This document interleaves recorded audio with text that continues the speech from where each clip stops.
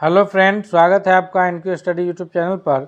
BPSC प्रधान शिक्षक की जो भर्ती होनी है उससे रिलेटेड जो प्रश्न आएंगे, जिसमें 75 नंबर के जो प्रश्न होंगे वो सामान्य अध्ययन से संबंधित होंगे तथा 75 नंबर के जो प्रश्न आएंगे वो टीचिंग एप्टीट्यूड से संबंधित है। तो आइए टीचिंग एप्टीट्यूड से संबंधित एक एक महत्वपूर्ण प्रश्नों को उसके उत्तर के व्याख्या के साथ देखते हैं। हमारे स्क्रीन पर पहला नंबर क्वेश्चन आ गया है कि विकास के अध्ययन के क्षेत्र में निम्नलिखित में से किसका अभूतपूर्व योगदान है। ये जो ऑप्शंस में हमारे जो साइकोलॉजिस्ट के नाम दिए, मनोवैज्ञानिक थॉर्नडाइक, पियाजे और स्किनर इत्यादि, तो इनमें से किसका जो योगदान है वो विकास के अध्ययन के क्षेत्र में अधिक है। तो इसका correct answer option number A का बी के रूप में जाएगा पहला नंबर क्वेश्चन का, कि पियाजे का योगदान जो है इसमें सबसे अभूतपूर्व रहा है। अगले क्वेश्चन की ओर बढ़ते हैं हम आगे। इन सभी वैज्ञानिक जो मनोवैज्ञानिक हैं इनके जो थॉट्स हैं उसको भी हम एक एक अलग अलग वीडियो में आपके पास उपलब्ध कराएंगे, ताकि किसी भी प्रकार से आपकी तैयारी छूटनी नहीं चाहिए। क्वेश्चन नंबर दूसरा है कि प्रयास एवं त्रुटि का जो अधिगम है, कि प्रयास और त्रुटि का जो अधिगम सिद्धांत है यह किनके द्वारा दिया गया है। इसका जो करेक्ट आंसर है वो कौन सा होगा, कौन से मनोवैज्ञानिक ने जो है प्रयास एवं त्रुटि का दिया है। तो इसका सबसे सही उत्तर ऑप्शन नंबर ए है कि थॉर्नडाइक महोदय के द्वारा जो है प्रयास एवं त्रुटि के सिद्धांत के अधिगम का प्रतिपादन किया गया है। नेक्स्ट क्वेश्चन की ओर बढ़ते हैं। क्वेश्चन नंबर तीसरा है कि डिस्लेक्सिया संबंधित किससे है, कौन सी प्रकार की यह विकार है। तो ये तीन बात आता है, एक डिस्लेक्सिया है, फिर एक डिस्ग्राफिया और एक डिस्कैलकुलिया है। तो ये जो विकार है एक तरह का डिस्लेक्सिया, जो कि पठन से संबंधित विकार है, यानी पाठ को पढ़ने के संबंधित जो बच्चों के अंदर विकार होता है उसको डिस्लेक्सिया के नाम से जानते हैं। Option number C correct answer होगा। यानी अगर बच्चा पढ़ रहा है तो वो ये पी और क्यू में दोनों में वो डिफरेंस नहीं कर पाएगा, पी को क्यू कहेगा, क्यू को पी कहेगा। तो इस प्रकार का जो पढ़ने से संबंधित जो बच्चों के अंदर विकार है वो डिस्लेक्सिया के नाम से जाना जाएगा। अगर बच्चा लिखने में कोई गलती कर रहा है, अगर हिंदी को इधर से लिखना शुरू करे पहले फिर इधर दाहिने साइड से लिखना शुरू करता है, तो इस प्रकार का जो विकार होता है लेखन से संबंधित उसको डिस्ग्राफिया के नाम से जाना जाता है। वहीं गणितीय विकार जब बच्चों के अंदर होता है, जैसे अगर बच्चा 27 को 17 को 71 लिखता है और दोनों में वो डिफरेंस नहीं कर पाता है कि 17 में 71 होगा और 17 17 होगा या 7 17 होगा। तो इस प्रकार का जो विकार है गणित से संबंधित उसको डिस्कैलकुलिया के नाम से जाना जाता है। ये तीन महत्वपूर्ण है और अक्सर ये प्रश्न जो है पूछे जाते हैं, खासकर जब भी सीटेट का एग्ज़ाम होता है तो उसमें तो ये तीनों में से एक प्रश्न होते ही हैं। तो अगले क्वेश्चन की ओर बढ़ते हैं। याद रखेंगे हम लोग, इसमें कंफ्यूज नहीं होना है। डिस्लेक्सिया पढ़ने से संबंधित, डिस्ग्राफिया लिखने से संबंधित और डिस्कैलकुलिया यह गणित से संबंधित विकार जो है, ये तीनों महत्वपूर्ण विकार हैं। क्वेश्चन नंबर चौथा है कि विशेष रूप से ज़रूरतमंद बच्चे होने चाहिए, यानी वैसे बच्चे जो स्पेशल नीड्स के हैं, चाइल्ड विद स्पेशल नीड्स के जो बच्चे हैं वो विद्यालय में कहाँ होने चाहिए। तो इस पर जो विशेष आवश्यकता वाले बच्चे हैं उनको विद्यालय के अंदर जो है वो सामान्य बच्चों के साथ होना चाहिए। यानी चौथा नंबर प्रश्न के लिए correct answer option number A के रूप में जाना जाएगा कि विशेष आवश्यकता वाले बच्चों के लिए अलग से विशेष विद्यालय नहीं, बल्कि उसी विद्यालय में उसे जो है सामान्य बच्चों की तरह ट्रीट किया जाए। क्योंकि अगर विशेष आवश्यकता वाले बच्चों के लिए हम विशेष ये करें तो फिर वहाँ बच्चों के मानसिक पर असर पड़ती है, तो उसे सामान्य बच्चों के साथ जो है हमें ट्रीट करने की आवश्यकता है। क्वेश्चन नंबर 5वां है कि शिक्षा का जो किंडरगार्टन पद्धति है, जिसके अंतर्गत जो है LKG UKG के जो क्लासेज हैं, तो ये किंडरगार्टन जो है यह पद्धति का प्रतिपादन किन्होंने किया है। तो इस प्रश्न का जो करेक्ट आंसर है ऑप्शन नंबर सी के रूप में जाना जाएगा कि फ्रोबेल महोदय ने जो है किंडरगार्टन पद्धति का प्रतिपादन किया है। नेक्स्ट क्वेश्चन की ओर बढ़ते हैं। क्वेश्चन नंबर 6 है कि एक अभिभावक आपसे विद्यालय में मिलने के लिए कभी नहीं आता है, तो आप उस अभिभावक के बच्चों के साथ क्या करेंगे। क्या आप उस बच्चों की उपेक्षा कर देंगे स्कूल में, यानी उस पर ध्यान नहीं देंगे। अगर वो किसी प्रकार के पठन में कोई प्रॉब्लम है तो उस पर आप ध्यान नहीं देंगे, या फिर अभिभावक को आप चिट्ठी लिखेंगे कि वो विद्यालय आएँ, या आप स्वयं उनसे जाकर के मिलने का प्रयास करेंगे, या फिर वैसे बच्चों जिनके अभिभावक आपसे मिलने नहीं आते हैं उन्हें दंडित करेंगे। तो यहाँ जो है पहला तो कथन नहीं होगा कि हम बच्चों की उपेक्षा नहीं कर सकते हैं, हम बच्चों को दंड नहीं कर सकते हैं। अभिभावक को अगर चूँकि वो विद्यालय कभी नहीं आते हैं तो हम लिखेंगे फिर भी वो विद्यालय नहीं आएंगे, इसलिए बेहतर ऑप्शन सी होगा कि हम स्वयं उनसे जो है अभिभावक से मिलने का प्रयास करेंगे। नेक्स्ट क्वेश्चन की ओर बढ़ते हैं। क्वेश्चन नंबर 7 है कि बाल्यावस्था को निम्न में से किस नाम से जाना जाता है। जी, बाल्यावस्था को तो इसका हम लोग जो है अलग अलग साइंटिस्ट ने जो बांटा है पूरा ये बाल्यावस्था या प्रौढ़ावस्था जो भी शैशवावस्था है, इसको भी हम लोग देखेंगे वृद्धि एवं विकास से संबंधित जो चैप्टर है उसमें कि किस एज के काल को किस नाम से जाना जाता है। 7वां नंबर प्रश्न का यहाँ पर करेक्ट आंसर जो है कि बाल्यावस्था को टोली आयु के नाम से भी जानेंगे, क्योंकि उसमें बच्चे जो हैं ये बाल्यावस्था जो है 2 से 12 वर्ष के बीच का काल होता है। इसमें बच्चे समूह में खेलते हैं, टोली के साथ रहते हैं। जीवन का अनोखा काल भी माना जाता है क्योंकि ये सबसे जीवन का बेहतरीन समय है। बक्की अवस्था है, यानी ऑप्शन नंबर डी के रूप में करेक्ट आंसर जाना जाएगा कि ये बाल्यावस्था सभी को जाना जाएगा। क्वेश्चन नंबर 8 है कि अधिक विद्वानों के अनुसार बाल्यावस्था की अवधि क्या है, यानी किस एज को बाल्यावस्था के बीच रखा गया है। जैसे 0 से 2 के बीच का जो समय है उसको ज़्यादातर मनोवैज्ञानिकों ने जो है वो शैशवावस्था रखा है, इन्फेंसी, यानी उस काल में बच्चे जो है बिल्कुल शिशु छोटे बच्चे को माना है। और बाल्यावस्था का जो काल माना है वो 6 से 12 वर्ष की आयु को अधिकांश जो है ये बाल्यावस्था का काल माना है। इसमें 2 काल बांट दिया जाता है, जनरली 2 से 12 वर्ष तक का काल होता है, जिसमें 2 से 6 को पूर्व बाल्यकाल और 6 से 12 को उत्तर बाल्यकाल के रूप में भी जाना जाता है। 8वां नंबर क्वेश्चन का वैसे यहाँ पर correct answer option number B होगा। नेक्स्ट क्वेश्चन है क्वेश्चन नंबर 9 कि मैं कौन हूँ, मैं क्या हूँ, मैं कुछ भी हूँ जैसे प्रबल सूचक जो ये बालक हैं ये किस अवस्था में होते हैं। इस प्रकार की जो बालक के अंदर प्रवृत्ति होती है कि मैं कौन हूँ, मैं क्या हूँ या मैं कुछ हूँ, इस प्रकार की जो प्रबल ये है बालक के अंदर जो प्रवृत्ति आती है, यह एज होता है किशोरा अवस्था का एज जो है ऑप्शन नंबर ए के रूप में करेक्ट आंसर जाना जाएगा कि इस वक्त जो है बच्चे जवान हो रहे होते हैं, उसमें इस प्रकार की प्रवृत्ति उसके अंदर जागृत होती है। शैशवावस्था में तो बच्चे को पता नहीं होता, बाल्यावस्था में वो समूह में खेलते रहते हैं। नेक्स्ट क्वेश्चन है 10 है कि एक नवजात शिशु का भार कितना होता है। नवजात शिशु 0 से 2 वर्ष के बीच के जो ये हैं उसे नवजात शिशु के रूप में जाना जाता है। इस काल के जो भी बच्चे हैं चाहे वो लड़का हो या लड़की, उसको शिशु नाम ही दिया जाता है, बालक बालिका के नाम से उस काल के बच्चे को नहीं जानते हैं। 10वां नंबर प्रश्न का जो करेक्ट आंसर है कि एक नवजात शिशु का जो भार होता है वो लगभग 9 पाउंड का होता है, यानी ऑप्शन नंबर बी 10वां नंबर प्रश्न का सबसे करेक्ट आंसर है। नेक्स्ट है क्वेश्चन नंबर 11 है कि सीखना विकास की प्रक्रिया या सीखना जो है यह विकास की प्रक्रिया है, क्योंकि जब हम लोग वृद्धि और विकास चैप्टर को पढ़ते हैं तो उसमें जानते हैं कि वृद्धि जो है वो एक समय से जा कर के ख़त्म हो जाती है, बल्कि विकास जो है वो माँ के गर्भ से जो शुरू होता है तो वो जीवन पर्यंत मरने तक चलता रहता है। तो सीखना उसी क्रम में विकास की ही एक प्रक्रिया है। 11वां नंबर क्वेश्चन का जो करेक्ट आंसर है यह वुडवर्थ का कथन है कि सीखना विकास की एक प्रक्रिया है। नेक्स्ट क्वेश्चन की ओर बढ़ते हैं। क्वेश्चन नंबर 13 है कि बालक का विकास क्वेश्चन नंबर 12 है कि चिंतन की सबसे बड़ी पहचान निम्नलिखित में से क्या है। तो चिंतन की जो सबसे बड़ी पहचान है इनमें से किस चिंतन से जो है वो विचार निकलता है या कल्पना की भावना बढ़ती है या सृजनात्मकता आता है या समस्या का समाधान होता है।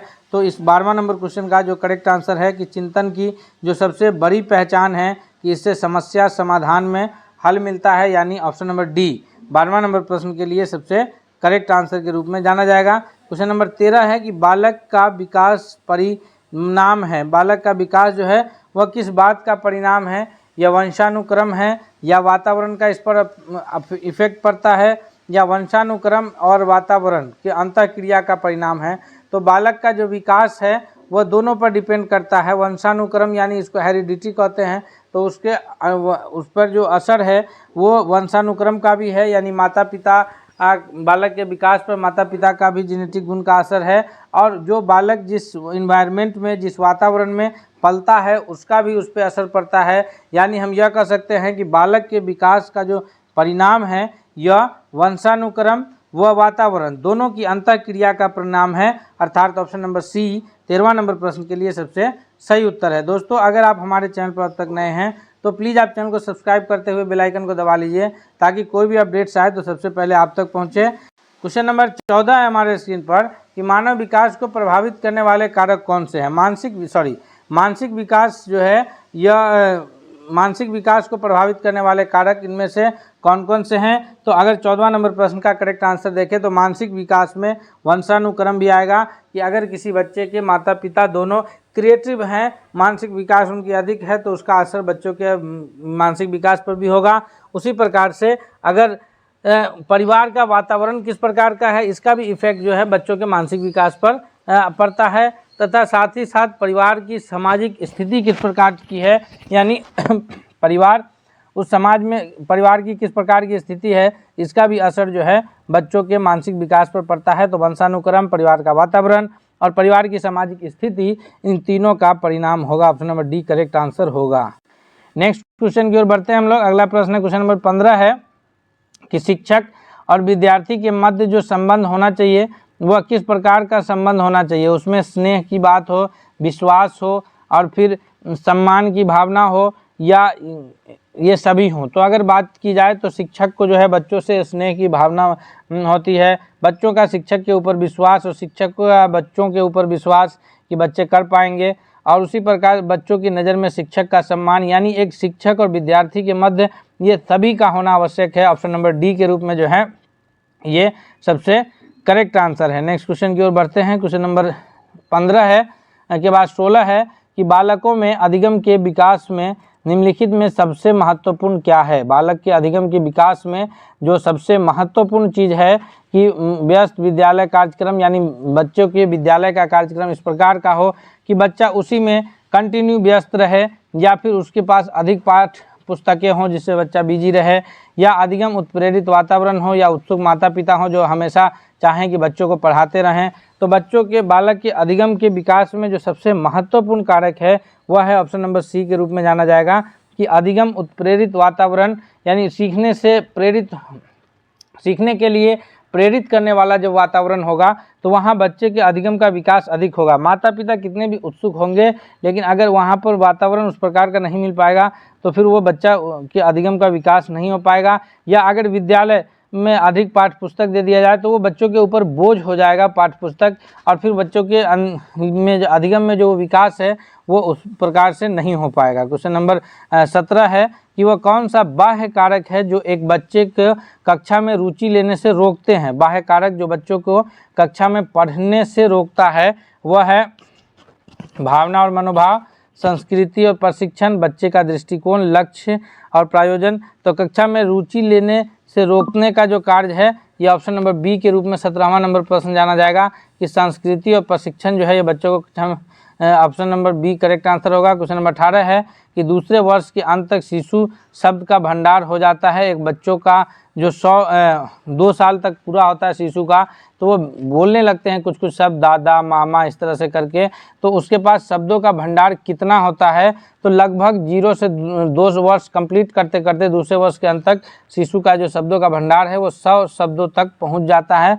18वां नंबर क्वेश्चन का ऑप्शन नंबर ए जो है वह करेक्ट आंसर के रूप में जाना। क्वेश्चन नंबर 19 है हमारे पास कि शर्म और गर्व जैसी भावना का जो विकास है वो बच्चों को किस अवस्था में होता है। शर्म आना या गर्वान्वित महसूस करना, ये बच्चों के अंदर जो ये भावनाओं का विकास है यह बाल्य अवस्था में हो जाता है, यानी ऑप्शन नंबर बी जो है इस प्रश्न का सबसे करेक्ट आंसर है 19वां नंबर क्वेश्चन के लिए। अगले प्रश्न की ओर बढ़ते हैं। क्वेश्चन नंबर 20 है कि सामान्य अर्थ में सीखने की प्रक्रिया का मंद या समाप्त होना क्या कहलाता है। सामान्य अर्थ में सीखने की प्रक्रिया का मंद या समाप्त होना जो कहलाता है, इस 20वां नंबर प्रश्न के लिए जो करेक्ट आंसर है वह है सीखने का वक्र, यानी ऑप्शन नंबर सी जो है 20वां नंबर प्रश्न के लिए सबसे करेक्ट आंसर के रूप में उत्तर जाना जाएगा।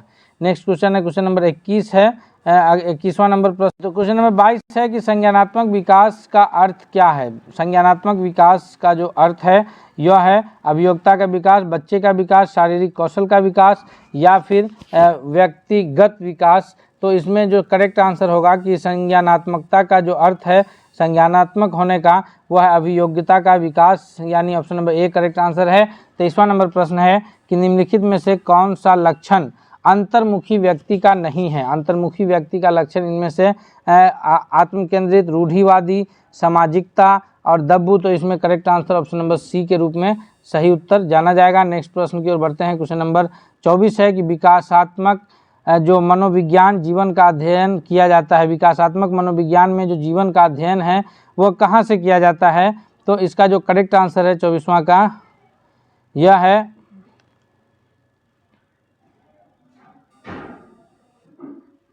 25।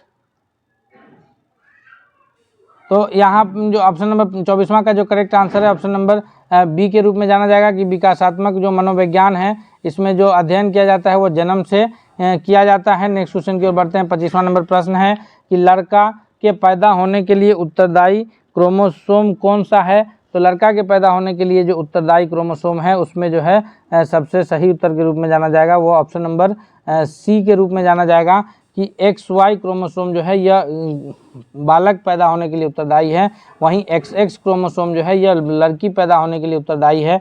क्योंकि मनुष्य में जो है वो 23 जोड़े यानी 46 क्रोमोसोम होते हैं, तो इसमें से 22 जोड़े क्रोमोसोम X जैसे होते हैं। अंतिम जोड़ा जो क्रोमोसोम है वो औरतों में XX और पुरुष में XY होता है।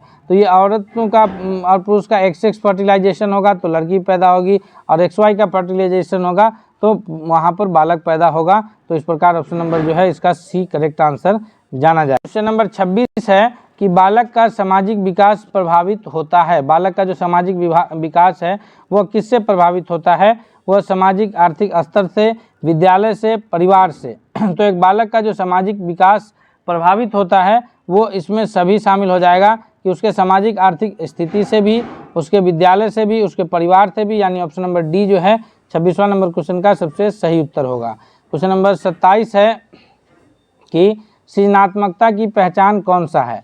सृजनात्मकता की जो पहचान है वो पुराने व्यवहार से पता चलता है, या चित्रकला से, या संगीत से, या फिर इससे नवीन परिणाम से। तो इस 27वां नंबर प्रश्न का जो करेक्ट आंसर आएगा वो ऑप्शन नंबर डी के रूप में जाना जाएगा कि नवीन परिणाम से जो है वो सृजनात्मकता की पहचान होती है। नेक्स्ट क्वेश्चन है क्वेश्चन नंबर 28 है कि बालक का मानसिक स्वास्थ्य किस पर निर्भर करता है? जी, बालक का मानसिक स्वास्थ्य जो है वह विद्यालय पर, परिवार पर और समुदाय पर, या इनमें से सभी पर। तो मानसिक स्वास्थ्य जो है वो सभी पर निर्भर करेगा। ऑप्शन नंबर डी के रूप में करेक्ट आंसर जाना जाएगा। क्वेश्चन नंबर 29 है कि निरीक्षण विधि से क्या निकाला जा सकता है? तो इसमें प्रकार जो है हम लोग महत्वपूर्ण प्रश्नों को एक एक करके देख रहे हैं। हम आपसे रिक्वेस्ट करते हैं कि अगर आप अब तक हमारे चैनल पर नए हैं तो दोस्तों आप चैनल को सब्सक्राइब करते हुए बेल आइकन को जरूर दबा लीजिए, ताकि आप कोई भी अपडेट्स आए तो सबसे पहले आप तक पहुंचे। क्वेश्चन नंबर 29 कहता है कि निरीक्षण विधि किया जाता है, निरीक्षण विधि से अपना अध्ययन, अपने व्यवहार का अध्ययन या दूसरों के व्यवहार का अध्ययन। तो यहाँ पर correct answer option number C होगा कि निरीक्षण के जरिए जो है वह दूसरों के व्यवहार का अध्ययन किया जाता है।